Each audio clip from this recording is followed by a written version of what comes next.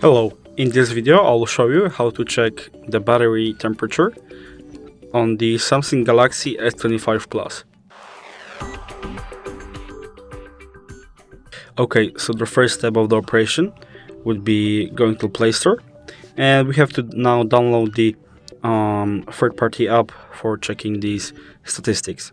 So I would recommend downloading the GCPU app, which other than showing your battery stats, will also show other statistics that some people may use and enjoy. So I have already downloaded. So if you download, just press open, and here you will see the battery here.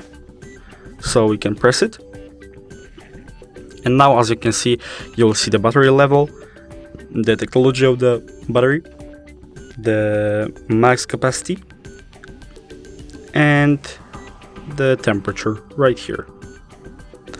For example, now the battery is about the room level. So we're done for this video. If you considered it helpful, leave a like, subscribe, and thanks for watching.